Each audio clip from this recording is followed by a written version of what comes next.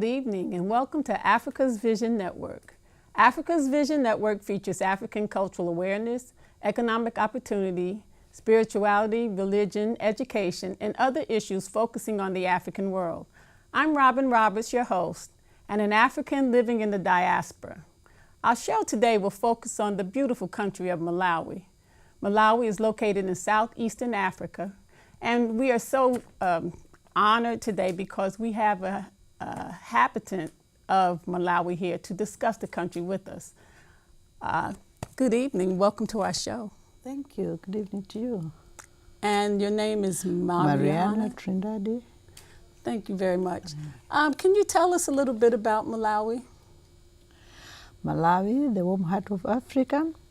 Malawi, as you already said, its geography, where it's about. And what I can say about Malawi is we are 80% agriculture-based country. We are rated as one of the poorest countries in the world. Mm-hmm. And maybe we are getting to be overpopulated because Malawi is a very small country and we have had to take in people from other countries because of wars in other countries. Malawi is one of the most peaceful country in Africa. We've never had a war, so to speak of. Mm-hmm. The wars we hear, I didn't even see it, was John Chirembe, that was years in the 50s or early 60s, thereabout, but we've never had any civil strifes or anything like that, so we are simply one of the most peaceful countries. So when other countries fight, they come to Malawi for as refugees. Mozambicans were in Malawi as refugees, we got Rwandese, we got other people. So Malawi is basically getting very, very overpopulated.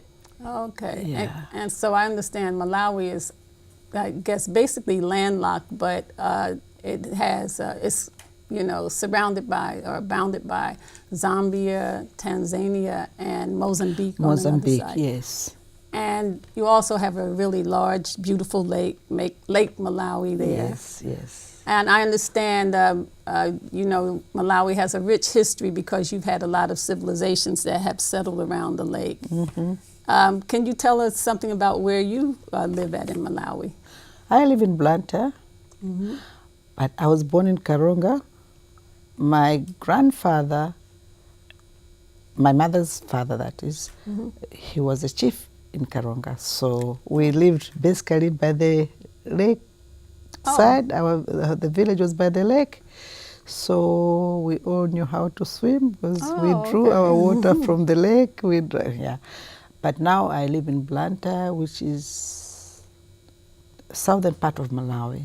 Okay. Yeah, Blantyre is a small town. Maybe in America you wouldn't call it a town. Maybe it's a village or something like that. It's a 1, 2, 3 streets town. Mm-hmm. Yeah. And how did you get to Blantyre? How did I get Blantyre? Interesting. Well, when I was born, at the age of 3 months, my mother passed away. Her sister raised me until I was about 9. Then my older brother, mm-hmm. we were 5 of us, 2 girls and 3 boys.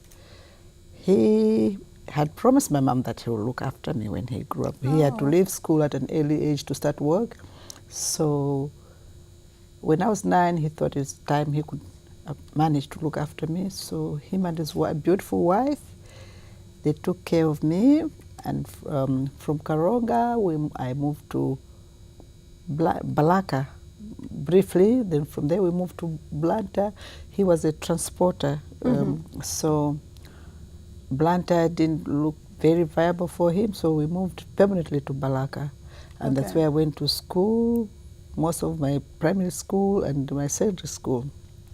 And then after school, straight away from school, I got married to my husband and moved straight back to Blantyre. Okay. And that's where I am today, to this day.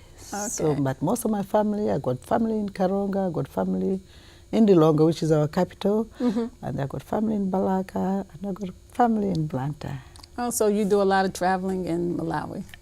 Not all the time, but when it comes to weddings or funerals, you see, Malawi are very, what can I say? We families in Malawi, it's not just about mother, father, my brother's children and their children, they're my family. My uncles, their children and their children, they're my family. So anything happens in the family, our extended family, we always come together. So it can be Karonga, we have to go there. It's far. Okay. It's far. We have to go there, be with them. It could be Lilongwe, we'll be there. So we do a lot of traveling, yes. Okay. Yes. So you have like large extended families? Do Yes. you live all in the same house or the same neighborhood or? More, I wouldn't say living in this, it depends. Like, okay, like my older brother, the one who brought me up, Yeah. his family mostly they are in Balaka. And you could say living mostly in the same house, but not really in the same house, but in the same vicinity. Okay. You see, there'll be maybe like a half a mile away, Yeah. or a quarter of a mile away, but within the same. So if you shout, if you're hating, you can say, "Hey, come here, Wahid." Wahid, that's my nephew's name, and he'll be there within minutes. He'll be like, Okay. "What's happening?" You see, so we are a very, very close-knit family. Oh, okay. Yes. Okay. So you said that the country was considered very poor country. Not is considered a very poor country. So is that, but it's 80% agricultural. So I take it most people are able to feed themselves. This is what happened when we became independent from the British rule. Our first president, Hastings Kamuzu Banda, who was a very, very educated man, came back to Malawi and said, okay, since we don't have gold or any minerals in Malawi, we are going to concentrate on agriculture. And that's what he did. He says, if we can't have anything, but we should have enough food. Okay. And Malawi did become self-sufficient in food, where we used to help other countries like Zambia, Tanzania. They would come to Malawi and buy beans, maize, or corn. You call it corn? Yeah. But then, after he ruled Malawi for 30 to 31 years. Wow. Then he was old. Okay. He was old. He died. He died of old age. Okay. No, he was sick, but I mean, he was But old. he was lived. still Yeah, he was old. in his 90s. Okay. So Bakiri Muluzi took over from him.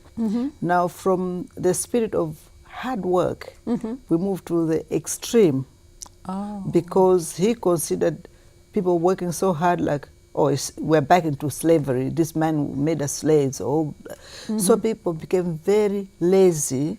We relaxed. We didn't have that effort, because during Kamuzu, he had people to oversee you. Like he had the young pioneers, the youth leaguers, and all that, who would make sure that you're doing your job right. Okay. Some of them, of course, were cruel, because not everybody handles power in the right way. Yes. So majority of them were very cruel to people, and which people were resentful. So when Bakiri took over, he told people that Banda was cruel to you, and he made people beat you. He made you buy cards. He made you buy. I'm not going to do any of that. So we can sit back, and we sat back. Okay. So all those grain storages got finished. If they didn't get finished because we didn't take care of them, got rotten. Okay. So they were no good for consumption, for human consumption. So from being self-sufficient to beggars. Oh, wow. We came from one extreme to another. And then because he ruled for 10 years, so you had a child who was born during his time, not knowing what a day's work is all about. Oh, that's not good. So we created more beggars. We created more vagabonds, so to call. Yeah. People who didn't think, they didn't know how to get their day's worth. So that took 10 years. And then after the 10 years, we had another general election. Then we had Bingwa Mtarika. He took over. He tried to do what Banda was doing, like encouraging more agriculture, that, okay, let's go back. Let's get back into... And unfortunately or fortunately, he didn't continue his 2 terms. He died into his 2nd term. So he had a heart attack. Then the lady, Joyce Banda, took over. Okay. If you ask me what she did in her 1 year, I don't know. 2 years because until we came to... Oh, she had a brief term then. Yeah, she had very brief term because she took over because of the constitution that if a president dies, the vice president becomes automatically the president. Okay. So that's how she came into power. She was not voted into power. Okay. No, she was the vice president. Unfortunately, the economy went from bad to worse. Okay. And then after the 2 years, we had a general election, and that's how our other president comes into... Oh, okay. Professor Peter Mutharika was a minister of education during his brother's rule. Was his brother, his older brother was the other president, the one that died? Yeah. Yeah, so now that's Peter Mutharika in, I don't know whether he's going to bring back agriculture into focus, nothing. But now we have mosquitoes, which we never used to have during Banda because he used to do aerial spraying. Oh, so mosquitoes were like, they were there, but not that many. And he discouraged people growing sugarcane into all the swampy areas because he said they bring mosquitoes. But with Bandas going, everything became free for all. So where he didn't encourage people to grow corn, like this is your house, you're growing corn here. Banda said no, that was not healthy. But after his death, we were told it's okay, you can grow. If you want to grow corn in your bedroom, go ahead and grow corn in your bedroom. So there's so many mosquitoes that we have such a high number of malaria. Malaria, I could say, is killing more people than AIDS in Malawi. Wow, Yeah, that's a lot. Yeah. Because like from 6 o'clock, you wouldn't sit like this. Not even my own house, you'd be like this, you know, because there's mosquitoes, so many mosquitoes. You have to have something burning here to, as a mosquito repellent. Yeah. Or else you have to spray your rooms, spray the rooms, make sure all the windows are closed. So that's the... Now you are suffering from, you are hungry, you are sick from malaria, and you don't want to get malaria. It's the worst disease. You had just, I don't think there's anything as bad as malaria, really. Oh, I've heard. It's very bad. So it seems like the first president was kind of strict, but he was a wise man. He was good for Malawi. Okay, yeah. He was excellent for Malawi. And then the most recent president, he was elected in 2014? Yes. Okay, so he's pretty new at the job. So we can't really say whether he's... we don't know where he's going, really, to be honest. So we'll see in another 2 years' time how far it's going to go. So you were telling me earlier that the industry in Malawi is in the north near the lake. The small bit of industry that you have, like the factories? The northern region doesn't have any factories, I was saying. Okay. I was saying, what I was saying is from the colonial days, the missionaries, because we had Livingstone Mission, so people in the north, they concentrated a lot on education. Okay. And you had a lot of educated people, but they had nowhere to work because there were no factories in the north. So they all came down to Blantyre or Lilongwe to find jobs. But now it's different because in the south there are just as many educated people as in the north. So there's a scramble for jobs now because it's no longer the northern part of Malawi that's only educated. The southern part of Malawi, there's a lot of educated people. The central part of Malawi, there's a lot of educated people. We're getting professors, we're getting all these people with master's degrees, but no jobs. Where are they going to get the jobs from? Where would you say the jobs are in Malawi? What type of jobs are available? Type of jobs in Malawi, I would say most of them, they're involved with NGOs. Oh, okay, really? NGOs, you find someone who's got if you've got an NGO job, he's got a good job. But I don't know. Whatever, and businessmen who got contractors, builders, if they can employ you, you're lucky. But again, everything is a scramble for everything because we have so many people. Maybe there's a building job, there's about 50 contractors bidding for this one job. Oh, okay. So it's the lucky one who gets it. So what happens to the 49? They just sitting by, and they got staff to pay. Yeah. They got bills to pay, and they're just sitting. So it's a problem. Now I understand you're a businesswoman yourself. You have a farm, and so tell me, what's it like being a businesswoman in Malawi? Are many women business owners, and could the people that are unemployed, could they possibly be employed in agriculture, and maybe they're not interested, or that's not, it's just crowded everywhere? No, actually the government tries to encourage safe employment. Yes. So that we can get something to sustain our families. When I say businessman, I don't know if in America he would call it a businessman. I'm just a what we call small-scale farmer. I'm a poultry farmer, very little chickens, and I grow some peppers. So I can't. That side is not on a big scale, but like now we have seasons in Malawi. We've got rainy season and a dry season. Yeah. Excuse me. During the rainy season, I have plenty chilies, peppers, but when it's dry, it's bone dry. Okay. And peppers, they love a lot of water. So during the dry season, I'm done. Oh, okay. Yes, I'm out of business. Because I'm small scale, if I was on a medium scale, I would have had something to pump the water, to water there. Okay. But because I don't have those facilities, so when the rain stops, there goes my farm. Oh. So when the rain starts, there is Mariana getting busy in the field. So I'm a seasonal farmer, you could, so to speak. Okay.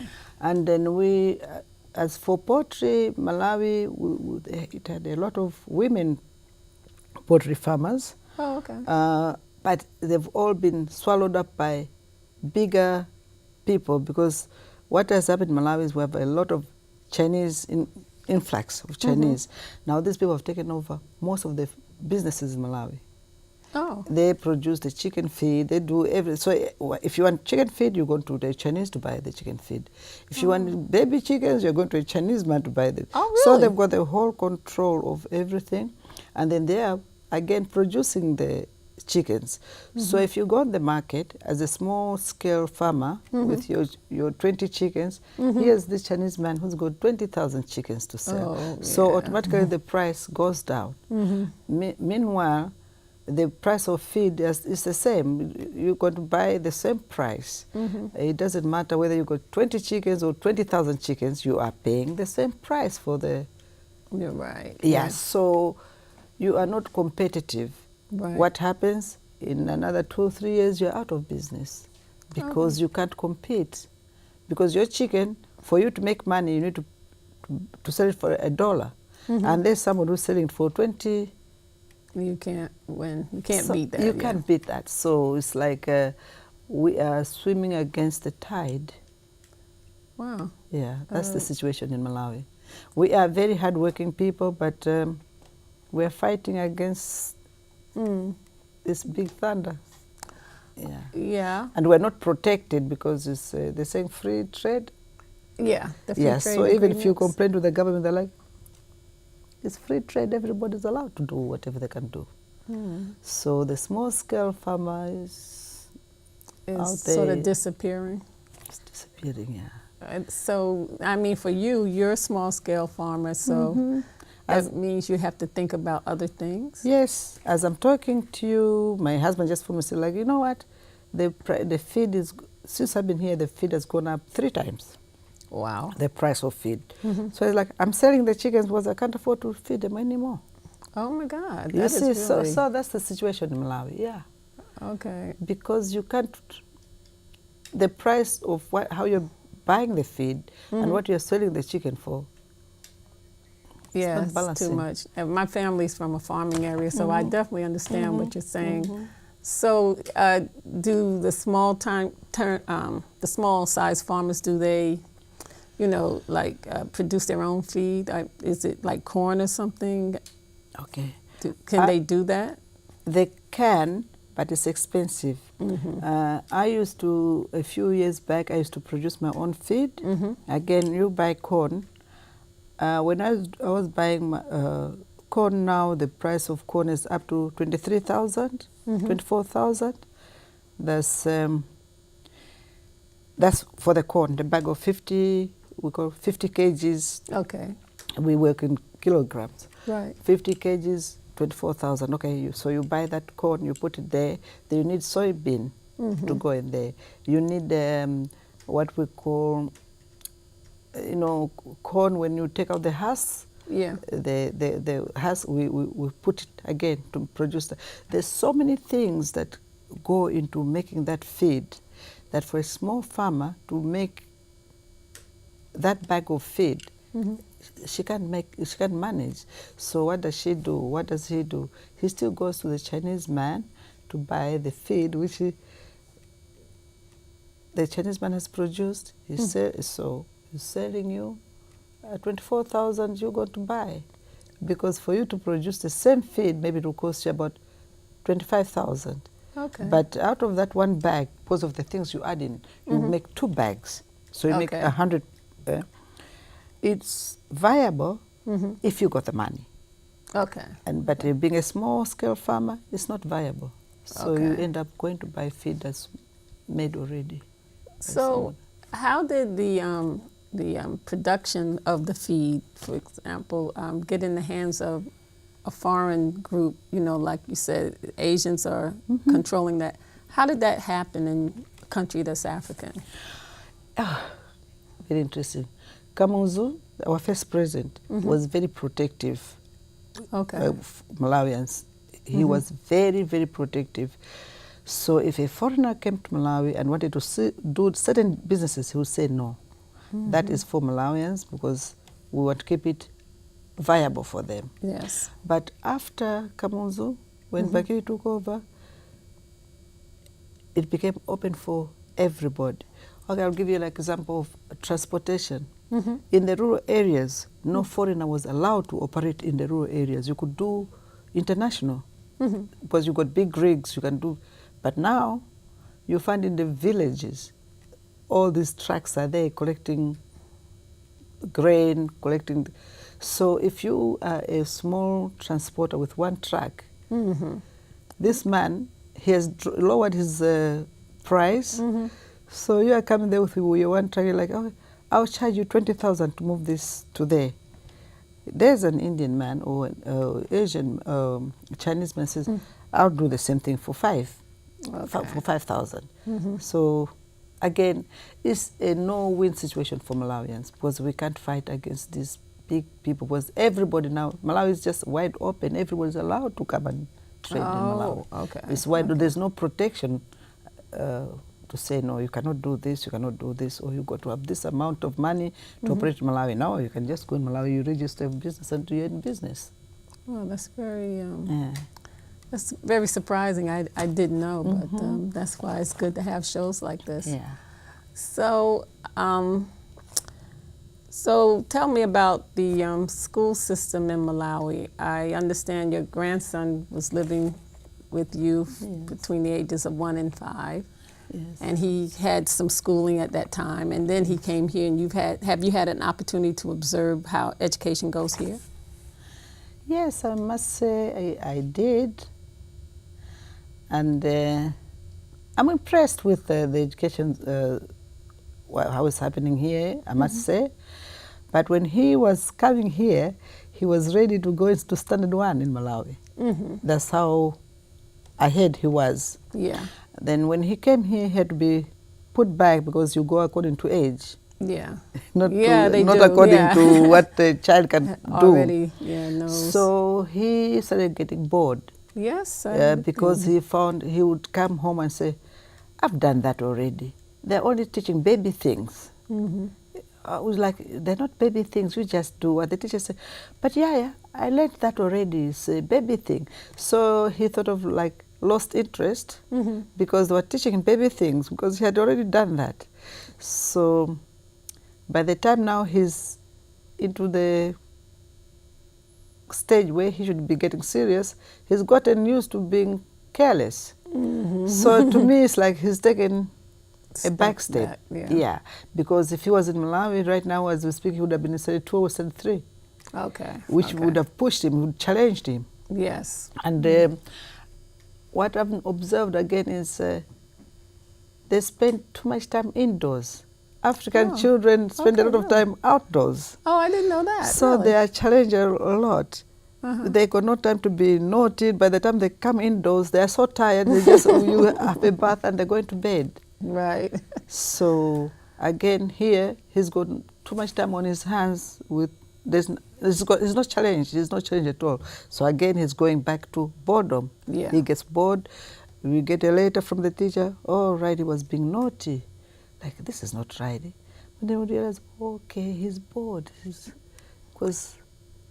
So in Malawi, you're outside during in the school also? That's part of school? Yes, even in his school, they'll have a class, something that needs to be learned inside, they'll be inside. But then maybe they'll say, let's go and learn natural study. Trees are outside, flowers are outside, so they'll be outdoors. They're running. We've got a lot of sporting activities outdoors. They've got football, or you call it, not the football here, soccer. Like Soccer. You got soccer. We introduced hockey. Hockey, field hockey. Yes. We've got athletics. So at young age, they are competing in athletics. They're running, that. So they are very, very, by the day is over, they're tired. Yeah. They're tired. That makes a lot of sense. And also we have tests. Maybe a week they'll have a test. So if you're not doing very well, those tests are announced in class. So it brings the competitiveness also. Like, I don't want to look like a fool in class. So Riley, if your name is not called, that means you failed. So next time the child goes to school, he's got that fighting spirit that I'm not going to let my friend, his name being mentioned. You see, so in Malawi, even in sports, like the first time I went to his sports, every kid was getting a trophy. I'm like, what's happening here? In Africa, you get a trophy only if you do well. You get, here you're getting a trophy because you participated. Right. So it's two different concepts, Yeah. In Africa, you have to work hard to get that trophy. And it's not as big as the one he got here. It's a small trophy, but it's appreciated because you worked for it. Yeah. You worked for it, and to get it. Children seem to appreciate it. They appreciate it, and it brings out more competitiveness. They compete. Like, if I get that trophy, if he comes home with a trophy, he knows I did well. Okay. Not because I participated, no, because I did well. Okay. Yeah. So that's good. We do sometimes have a problem with motivation here in terms of education. I guess students have so many entitlements, I guess it would be. So it does make a difference. Yeah. What about some of your cultural practices? I understand that when a child, or is it a baby boy, is 40 days old, you have a ceremony where you shave their hair, and is that actually a ceremony in your country? Not a country as such. If I say the country, I'll be wrong. It depends. It's mostly like, what can I say, religious. Oh, okay. On religious grounds. And it's not only for a baby boy, it's for a baby. Oh, it's for the baby spirit. Yeah. Okay. Yeah, because Malawi is mostly Muslim and Catholic. Those are the two major religions in Malawi. And Balaka, where I spent most of my growing up age, is mostly Yao speaking people. And these Yao people, because they were by the lake shore, and during the slave trade, the Arabs would come down and they introduced Islam. So the lake shore, Mangochi area is basically Islamic people. Okay. Up to Balaka. So that's the practice where a child, but 40 days, you have what we call, when the child is born, you have prayers. Okay. What we call azan. not azan, sorry. You pray for the child. A priest comes and prays for the child. Okay, okay. Before this child ventures outside of the house, you pray, you name the child. Like this is the name of the child, but you pray. Then you also have something to eat. There's biscuits or cookies. Sorry, my expression, I always say biscuits, you say cookies. Yeah. Yeah. 40 days, we shave the baby's head and have prayers. We pray for the baby, and that's it. If it's a boy, we have to slaughter, if you can afford it, 2 goats, 2 male goats. Okay. For a girl, 1 goat. Okay. Again, manpower. But that's not the practice all over Malawi. No. It could be, it can happen in Karonga, it can happen anywhere, but it depends what those people's religion is. Okay. Yes. So you're Muslim. I was brought up, my older brother was, I was born Catholic. Oh, okay. We're all born, my mother was Catholic, everyone was Catholic, my whole family was Catholic, but as we grew up, we all went our separate ways. Oh, okay. Yeah. Okay. Yeah. And so now you're Muslim. So in this country, the Muslims that I've noticed, you know, they're very covered and all, but I see that you're not. So I know. Does that surprise you? I surprise the Muslims. It doesn't surprise me because I don't know how to cover up. Like, so when I tell people I'm a Muslim, they're like, "You're not Muslim." I'm like, "Yeah, I don't have to. I'm Muslim," but I feel very hot. I can't. I feel out of breath when I to cover up like that. I can't breathe. So I tell them, religion is not what you see. Religion is what is in your heart. Respect God, respect another person, respect, and that's what religion it is to me. Not how I dress. Yeah. God is not going to ask me, how did you dress for you to go into heaven? No, it's what did you do? Yes, I would agree. Yeah. So, but in your country, women do often, they cover up? Not all. Yeah, Muslims, yeah. Some. If I were to go to a Muslim function, if I went like this, I'll get all the eyes in my direction, like, what's up with her? What's up with her? So I have to take something and cover up like this, and then yeah, because I remember once I went to pray with this woman, and I had on a top like this, and this one's like, "You're not covered up." I'm like, "God doesn't want my dress; He wants my heart." And then she moved away. So I mean, yeah, it happens. Yeah. Okay, so so you mentioned the slave trade. So the slave trade you're talking about, there was a slave trade in long Malawi. time ago. I didn't even see it, so I wouldn't even lie to say, but it was there. Yes, it was there. It was there.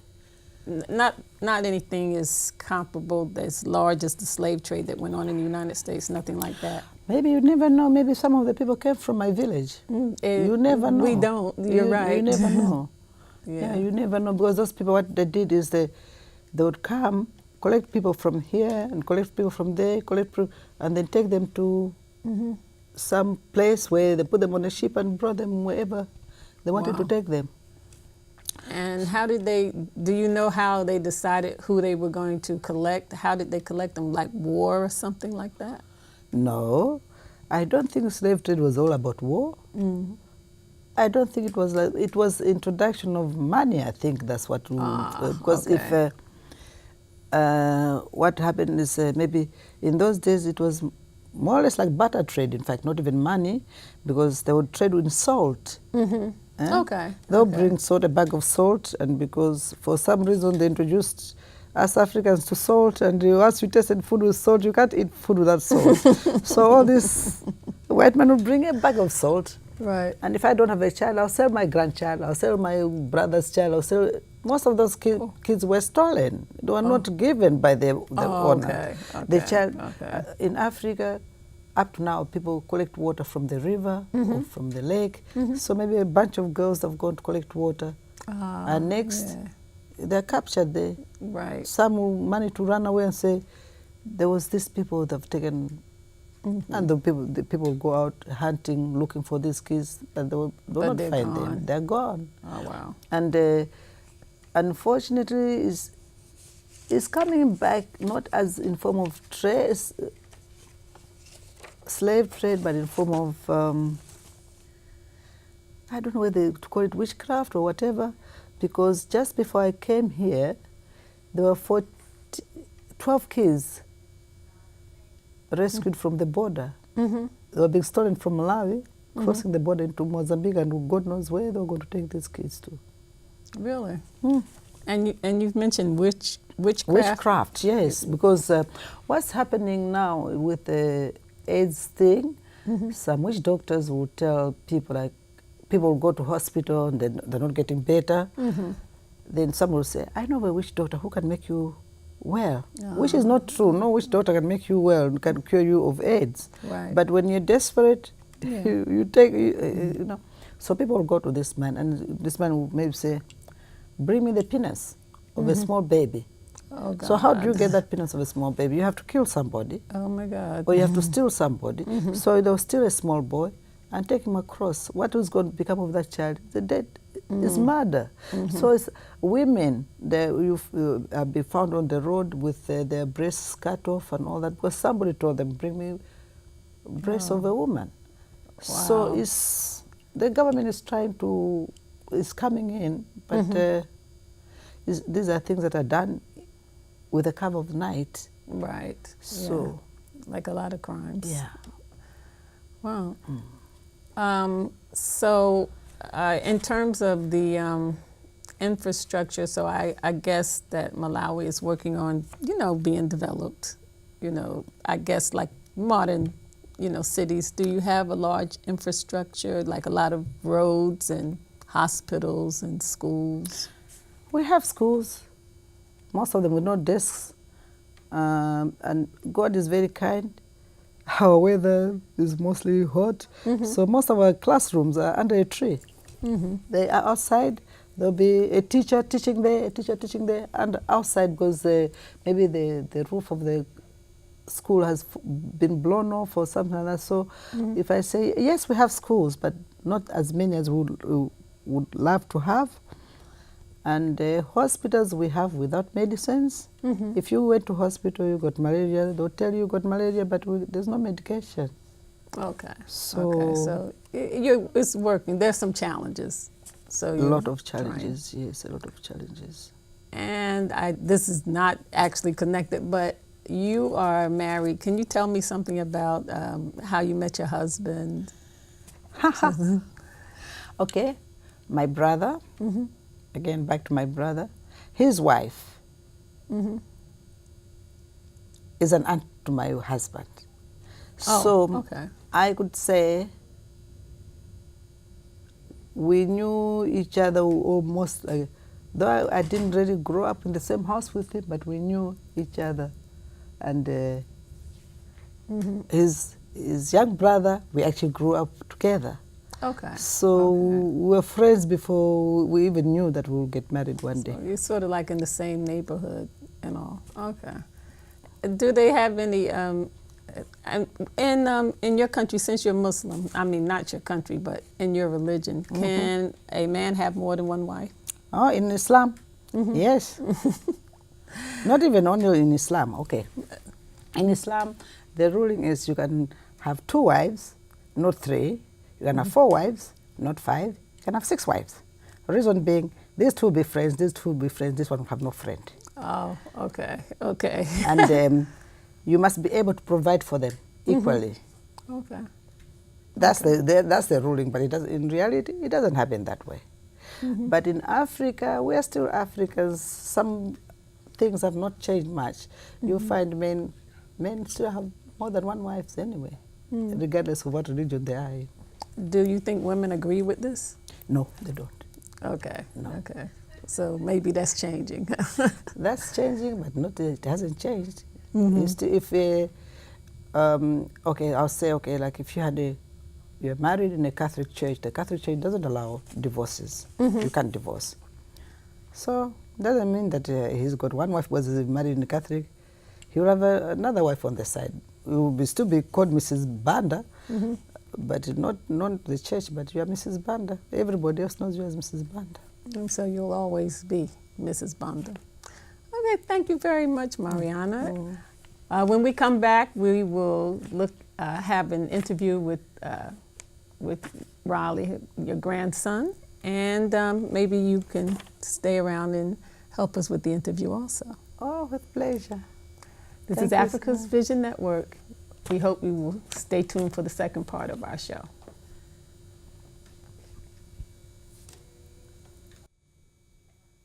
Welcome back to Africa's Vision Network. We're here with Mariana Trindade, our guest earlier today, and her grandson, Riley Trindade-Simington.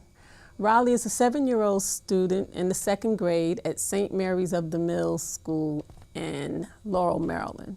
Welcome, Riley. How are you today? Good. It's a pleasure to have you here. Riley has had the honor of living in Malawi as well as living here in the United States now. Riley, can you tell us a little bit about school when you were in Malawi? We used to go outside and play most of the time. We did arts and crafts. You were saying you were in a playhouse? We had like a little tree house to play in, and So did you enjoy school in Malawi? mhm. And what about school here? What do you do in school here in Maryland? Math, arts and crafts, outside, recess, religion, meet computers, and music, Spanish. Okay, That's all. that's a lot. So I understand that you also speak some Chichewa language that you spoke when you were in Malawi. You used to speak Chichewa. Do you remember a few words? No. Okay, so maybe we'll come back to that a little later. So you're going to explain some of these animals we have on the table today. These are native to Malawi. So do you want to begin? The rhino is one of the rhino. Okay, go ahead. The rhino is one of the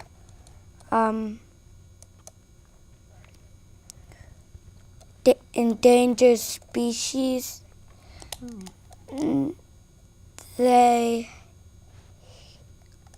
cut their horns off for, I don't know. They cut their horns off, and that's why they're endangered? Oh, really? So they hunt them for their horns. That's not very nice. What about this one? The zebra is like a horse, but it's striped, and it can kick its leg, its back leg, and I guess you don't want to be close to one when they kick their back legs, would you? Thank you. And we have, what is this here? a hippo. Can you tell us a little bit, maybe a sentence about the hippo? A hippo likes to stay in the water most of the time. During the day, it comes out to eat grass during nighttime. Oh, it does. It walks around. I thought it stayed in the water most of the time. I didn't know. And what do we have here? The African elephant, you don't want to go next to one because it attacks, or it just comes after you. Oh, okay. They don't like you to get close to them, huh? I didn't know elephants minded that. This guy looks kind of dangerous. Who is he? A striped hyena. A hyena is like a dog, but not really a dog. It's like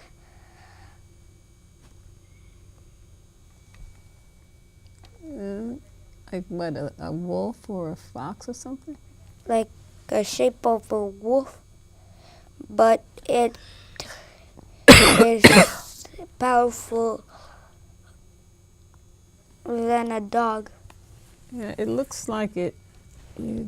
Those teeth look really scary. Now this is something that everybody I know is really afraid of.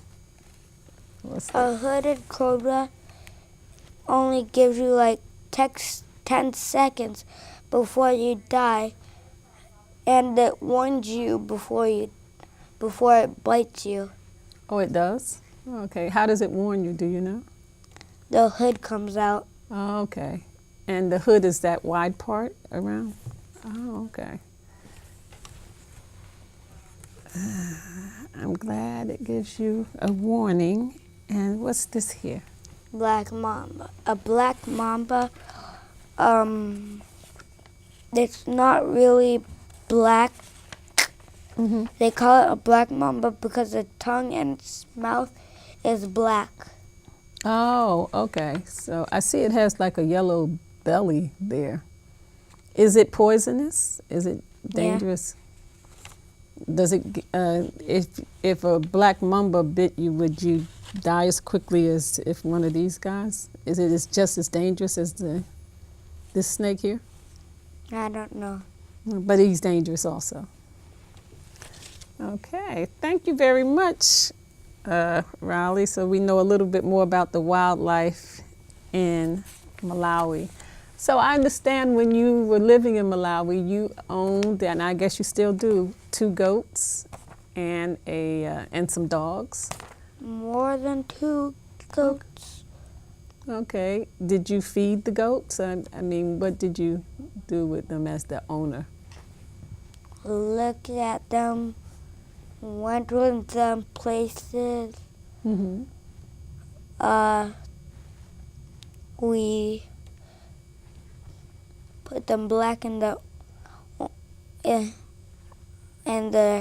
ordinary places. And when I wanted to see the chickens, the door was locked, so I had to ask someone if they could open it so I could look at them. Okay. Oh, so they had a house. They were inside sometimes at night or something? The goats? Okay. And the dogs, did they have a house also? Yeah, a small one, but not all of them couldn't fit in it. Oh, okay. So what happened to the ones that couldn't fit in? They just had to sleep outside? Think so. Okay, okay. And so you had a really large yard and chickens and all, so you're used to that kind of life? Do you see anything like that here? No. No? Do you miss it? Yeah. Yes, I think I would miss it also. I understand that you have also been to England and visit some of your relatives. Do you remember when you traveled to England? No. Okay. Okay, that was a long time ago. So, so can you tell us some more about maybe some of the things you do in your spare time here, and what do you do?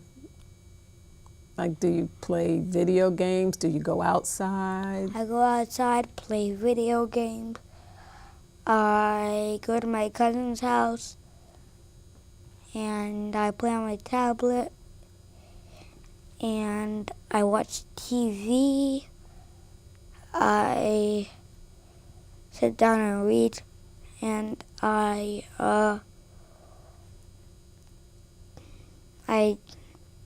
that's all I do. And when you were in Malawi, what did you do there? Play outside. Did you have your cousins, were they around also? No. Okay. Other children in the neighborhood? Yeah. Did you have a lot of friends? No. But you had people to play with? Yeah. What about here? Do you have friends here? Yeah. So I guess it's okay being 7 in the United States. Thank you very much. Thank you, Riley, for sharing that information. Thank you, Mariana, for sharing the information. We'll have to have you come back and share some more. Thank you. Thank you again, and thank you for joining in to Africa's Vision Network, and we hope to see you as an audience again. Take care.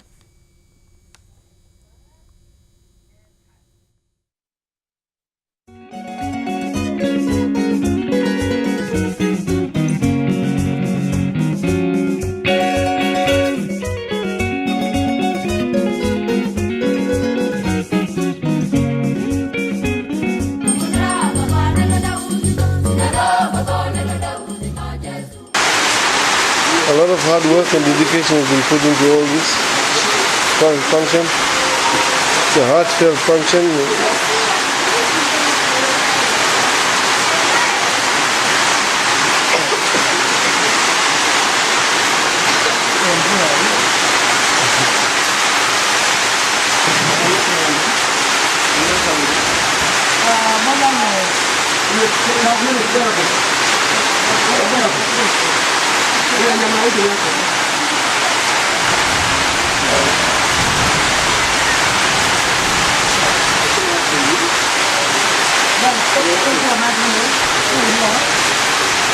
Samba manje banje. Just in the basin here.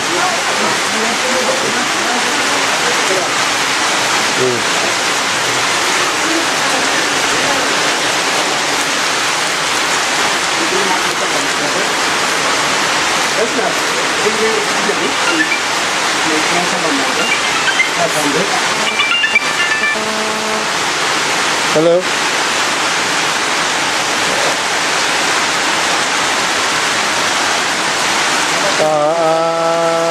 I'm Malawi.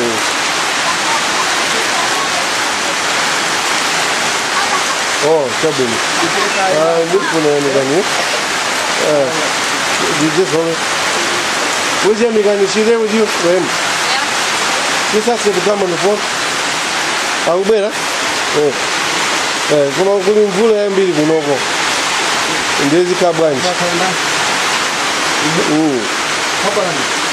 Mina kapenda kwa basi kaidata. Bikire maji usamba manga. Aube Megani aube. Yeah. Megani, tufune.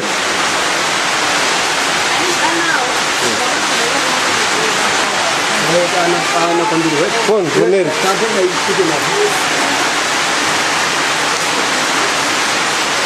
China apende.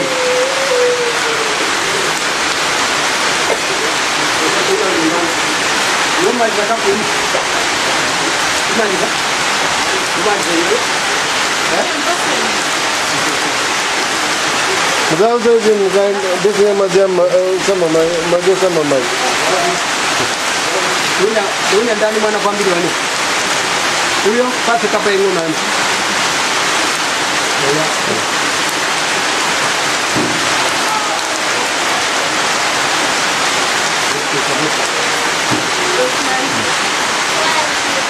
No, tu maanza kwa.